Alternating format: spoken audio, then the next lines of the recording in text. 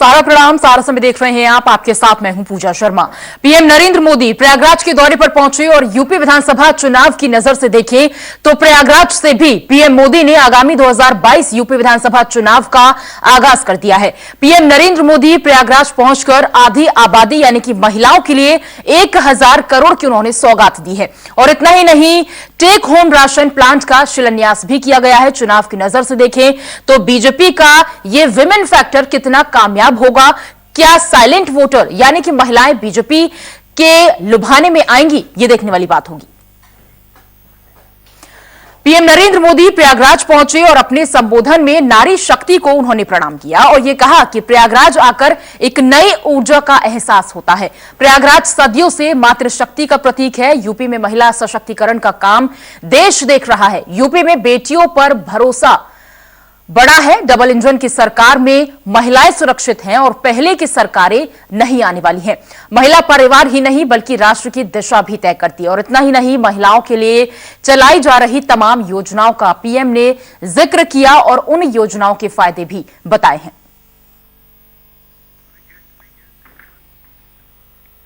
तो पीएम नरेंद्र मोदी जो कि प्रयागराज के दौरे पर थे और मोदी ने आज शक्ति संवाद किया है। तमाम महिलाओं की कई बातें यहां पर पीएम नरेंद्र मोदी की ओर से रखी गई हैं और प्रयागराज में पीएम मोदी ने महिलाओं को संबोधित किया है। उन्होंने ये कहा है कि इस नई यूपी को अब कोई वापस अंधेरे में नहीं धकेल सकता है। इस तरह की कई बातें पीएम नरेंद्र मोदी की ओर से रखी गई हैं। 5 साल पहले यूपी की सड़कों पर गुंडों का राज हुआ करता था। बेटियों का उनका स्कूल कॉलेज जाना मुश्किल हुआ करता था और कुछ कह नहीं सकती थी, बोल नहीं सकती थी। थाने गई तो बलात्कारी की सिफारिश में फोन आ जाता था। इस तरह की तमाम बातें आज प्रयागराज के दौरे पर पीएम नरेंद्र मोदी ने कही है और कह सकते हैं निश्चित रूप से कि उत्तर प्रदेश में चुनाव है। आधी आबादी को साधने की कोशिश यहां पर बीजेपी भी लगातार कर रही है। तैयारी यहां पर बीजेपी की ओर से पूरी है, लेकिन ये साइलेंट वोटर यानी कि जो महिलाएं हैं, आधी आबादी है, ये किसकी और रुझान रखेंगी ये 2022 में पता चलेगा। लेकिन मातृशक्ति महाकुंभ कार्यक्रम जो कि अपने आप में एक बड़ा कार्यक्रम, प्रयागराज आकर नई ऊर्जा का एहसास होता है। ये बातें पीएम मोदी की ओर से रखी गई हैं। डबल इंजन की सरकार में बेटियां सुरक्षित हैं। बेटियों की शादी की उम्र 21 साल करने की कोशिश की गई है। ये बातें पीएम की ओर से कही गई हैं। मातृशक्ति महाकुंभ कार्यक्रम में पीएम मोदी ने यहां संबोधन किया है जिसमें तमाम महिला शामिल थी। दिलीप यशवर्धन हमारे साथ जुड़ गए हैं। दिलीप, आप एक सामाजिक कार्यकर्ता हैं, आप किस तरह से देख रहे हैं पीएम मोदी के इस पूरे संबोधन को? आपने सुना कि किस तरह से उन्होंने महिला वोटर को भी कहीं ना कहीं साधने की कोशिश की है, क्योंकि चुनाव है तो चुनाव से रिलेटेड उन्होंने कई बातें यहां पर कही हैं।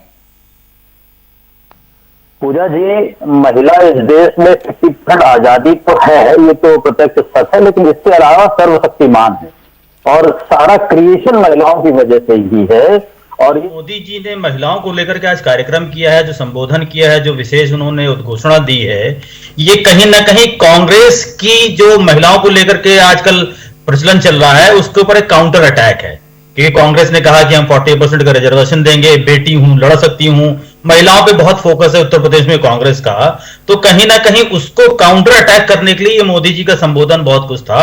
और मेरा ये मानना है ये जो महिलाओं का सम्मान है, महिलाओं का सशक्तिकरण है या महिलाओं को बढ़ाने की बातें हैं, ये सिर्फ राजनीतिक स्टंट तक सीमित नहीं रहनी चाहिए। महिलाओं का उत्थान इस देश में होना चाहिए क्योंकि महिलाओं की वजह से ही सारी चीजें हैं, घर गृहस्थी, देश दुनिया सब कुछ अगर इनिशिएट होता है तो जननी वही है हर चीज की। तो अगर हम जननी पर ध्यान नहीं देंगे तो हमारा फ्लरिशमेंट नहीं हो पाएगा।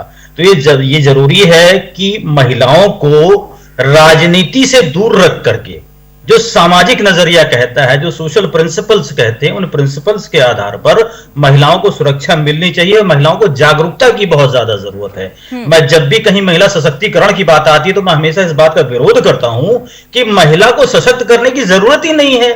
महिला तो अपने आप में सशक्त है। जिसने पुरुष को बनाया वो सशक्त है या पुरुष सशक्त हो सकता है। महिलाओं को शिक्षित करने की ज्यादा जरूरत है, महिलाओं को जागरूक करने की बहुत ज्यादा जरूरत है। महिलाओं को लेकर के बहुत सारे कानून हैं, बहुत सारी स्कीमें हैं, गवर्नमेंट की बहुत सारी योजनाएं हैं, लेकिन वो महिलाओं को पता नहीं है, इसीलिए महिला सशक्त नहीं।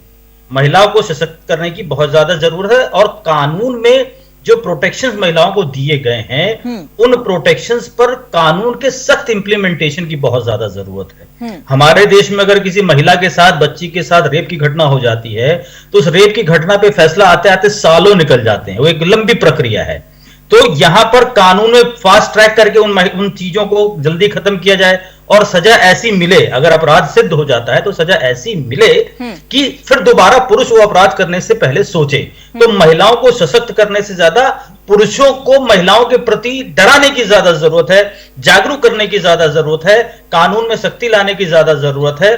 और आदरणीय मोदी जी ने जो आज अपने संबोधन में कहा, अच्छी बात है। वो सारी बातें अगर धरातल पर निकल के आए, क्योंकि अगर मैं सरकारी फाइलों की बात करूं और सरकारी आंकड़ों की बात करूं तो महिलाएं बहुत सशक्त हैं, महिलाओं को बहुत कुछ मिल रहा है, महिलाओं को हर थाने पे सम्मान हो रहा है। लेकिन सत्यता यह है कि जिन महिलाओं की बात उत्तर प्रदेश सरकार या मोदी सरकार करती है, आज बहुत सारे ऐसे थाने हैं जहां पर महिलाओं के लिए प्रॉपर इंतजाम नहीं है।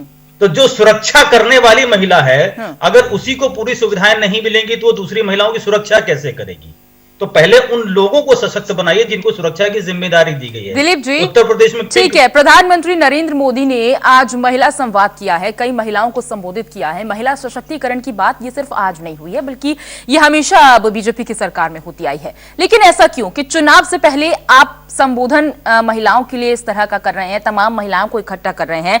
तो क्या इन साइलेंट वोटर को साधने की कोशिश यहां पर प्रधानमंत्री नरेंद्र मोदी भी कर रहे हैं? आधी आबादी, क्योंकि प्रियंका गांधी भी कह रही है कि लड़की हूं, लड़ सकती हूं, इधर महिला सशक्तिकरण की बात बीजेपी भी लगातार कर रही है। महिला सशक्तिकरण सिर्फ बात नहीं, ये बातें लगातार जो बीजेपी की ओर से कही जा रही हैं सिर्फ वोट को साधने के लिए। नहीं, देखिए, वोट को साधने के लिए तो की जा रही है, इस बात से तो बिल्कुल नकारा नहीं जा सकता है। लेकिन उत्तर प्रदेश सरकार महिलाओं को लेकर के बहुत दिनों से कार्यक्रम कर रही है। मिशन शक्ति इनके यहाँ चल रहा है उत्तर प्रदेश में। मिशन शक्ति आप देखिए, महिलाओं, बच्चों के स्कूल में जाकर के, लड़कियों के स्कूल में जाकर के जागरूकता करना, बहुत सारी चीजों को जागरूकता करना। मिशन शक्ति के तहत ये नारियों पर फोकस कर रहे हैं। लेकिन ये जो आज मंच से आदरणीय मोदी जी का संबोधन था, ये संबोधन कहीं ना कहीं कांग्रेस के प्रयासों से प्रेरित था, क्योंकि कांग्रेस इस समय बहुत ज्यादा महिलाओं पर फोकस कर रही है। उसकी बागडोर भी प्रियंका गांधी जी के ही हाथ में है। महिलाएं उससे थोड़ा बहुत प्रभावित भी हो रही हैं। तो भारतीय जनता पार्टी को यह जरूर लगा होगा कि ऐसा ना हो कि कांग्रेस महिलाओं की स्पेसिफिक बात करके महिलाओं का वोट बैंक तोड़ ले जाए। तो आज जो मोदी जी का संबोधन था वो प्रियंका जी के एक्शन पे, जो महिलाओं को लेकर के स्पेसिफिक एक्शन था, उस पर काउंटर अटैक था ये। ठीक है, डीआर साहू जी हमारे साथ जुड़े हुए हैं, एचओडी हैं ये, प्रोफेसर हैं। डीआर साहू जी, बहुत बहुत आपका स्वागत है। आपसे जानना चाहेंगे कि आप किस तरह से देख रहे हैं इस पूरे कार्यक्रम को जो आज हुआ है प्रयागराज में, क्योंकि प्रधानमंत्री नरेंद्र मोदी प्रयागराज के दौरे पर हैं। उन्होंने महिला सशक्तिकरण की बातें आज कई यहाँ पर सामने रखी है, महिलाओं को भी संबोधित किया है। उधर हम प्रियंका गांधी को देख रहे हैं, वो लगातार ये कहती हैं कि महिला जो है वो सशक्त है, लड़की हूं, लड़ सकती हूं। उन्होंने तो 40% प्रत्याशी उतारने की भी बात कही है महिलाओं को। लेकिन बीजेपी ने जो आज ये कार्यक्रम किया है, कैसे देख रहे हैं आप इसे? देखिए, राजनीतिक एक माहौल मतलब एक शुरू हो गई है और खास करके भारत की राजनीति, उत्तर प्रदेश की राजनीति महत्वपूर्ण है आने वाले समय में। और खास करके 2000 यदि हम 24 की बात करें और 2022 की जो उत्तर प्रदेश की राजनीति बहुत महत्वपूर्ण। और जहाँ पर पश्चिम बंगाल की हार और बहुत सारी ऐसी घटनाएं हैं, उसमें यदि उत्तर प्रदेश की यदि स्थिति सत्ता यदि नहीं मिला तो कहीं ना कहीं भारतीय जनता पार्टी जो सत्ता में है उनको काफी भारी नुकसान हो सकता है।